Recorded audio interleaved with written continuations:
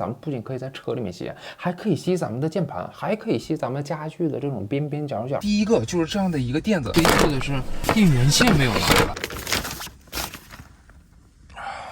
Good morning。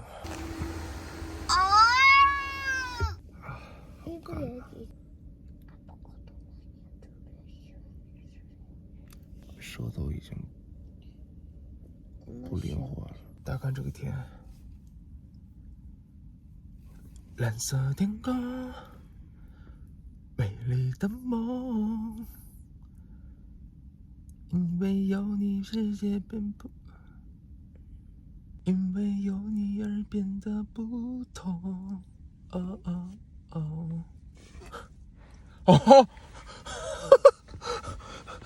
방귀꼈지? 아니야. 밤에 방구 몇 개 꼈어? 0. 胡说八道。잠잘 때 뿡뿡 뿡뿡 안 했어. 그거 엄마가 깬 거야. 最让我惊讶的是，昨天那么干，我的膀胱里面依然存储了非常多的水，所以现在赶紧上一个厕所。但是昨天整体睡得还是比较好，因为整个玻璃都被我封起来了啊，所以没有光线进来。我个人来讲啊，对这个光线非常的敏感，所以呢，封起来之后，昨天睡得比较好啊，心情还是非常不错的。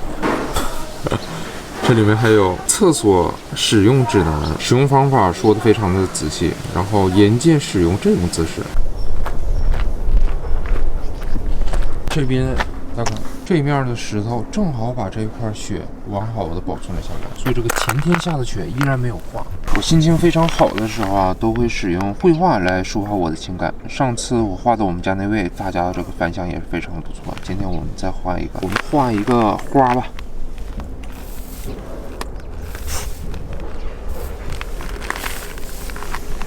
这是一个花篮，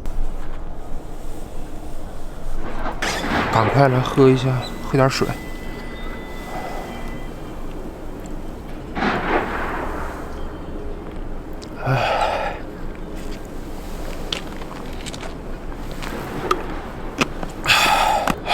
生命需要水。早饭是这个 BB 购的炒饭，这边提供的微波炉有一点太小了，所以呢，现在抓紧先把2个给这个熊孩子送过去，让他趁热吃一下。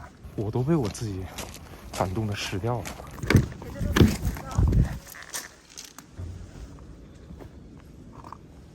빨리 어이 빨리 옷 입어 나와. 옷 입고 나와요.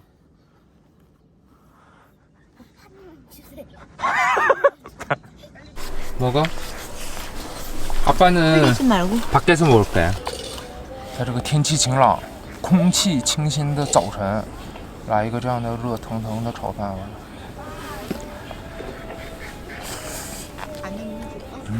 哇，这是 BB 购的啊 ！BB 购的炒饭确实非常好吃。这里面有鸡蛋、胡萝卜、黄瓜，黄瓜没有，大葱、胡椒粉、虾仁。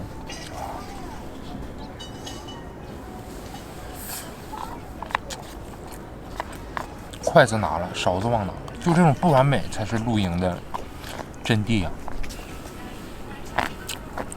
맛있어？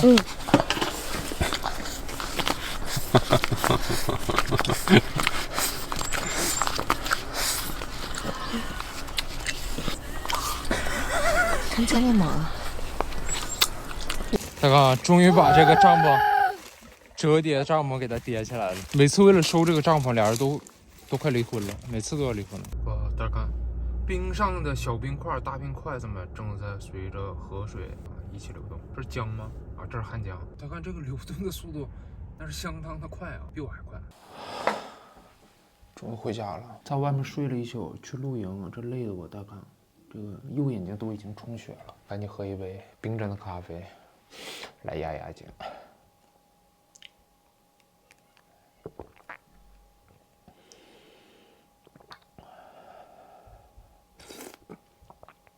Funny how our dreams come true.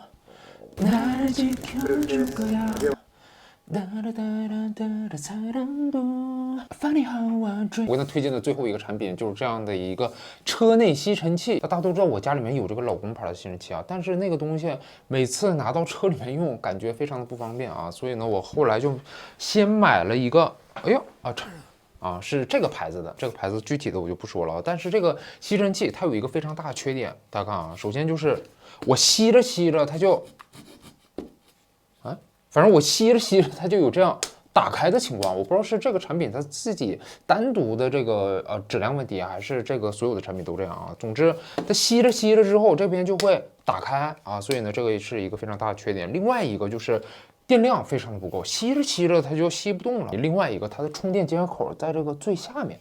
它都已经站起来了，还让我们在下面插，所以呢，这个，整体的用户体验不是说特别的好，但是呢，这个一直就放在我的车里面在用，然后给我们家那位这个车里面放的这个吸尘器啊，是咱们这个贝索斯的。亚马逊贝索斯的，绝对不是广告，是广告我就会跟大家说明一下。那这个吸尘器它最大的优点，第一个就是续航非常的给力，官方的数据啊是一共可以给4台车连续的来吸，所以呢它的吸力不是它的续航非常的带劲。另外它这个充电接口是在机身的侧面，所以这样的一个圆柱体它站起来的时候，咱们就可以从侧面来插，所以这个整个用户体验可以说是非常的符合逻辑。那么第3个优点就是，我们按住这个电源键之后，这个灯会亮起来，吱瑟瑟，这是一个致命的优点。那么我们都知道车里面是非常的暗的啊，所以呢，像我这样去露营完之后，车里面非常脏，用它来咔咔这么一吸，真的是非常的方便。那么最后一个优点，它这个东西啊是可以这样拆卸的，这样拆之后，这边就有一个致命的非常好的一个这个直径的一个圆柱体的口，跟这个口可以说是完美的契合。然后我们往这边一对上之后，它是分2档，1档、2档，用2档它的续航也是非常的久，所以咱们吸之后。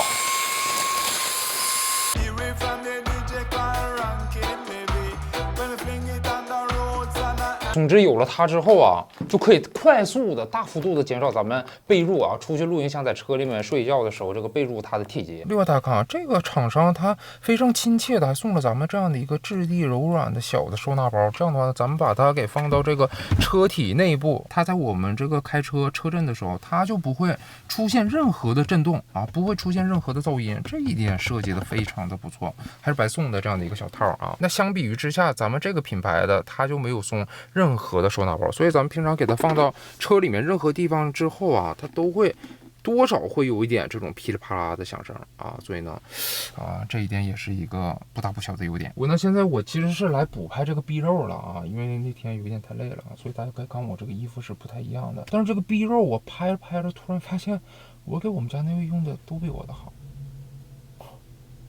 我都被我自己感动的要死掉了。Yeah。这就是爱，说也说不清楚。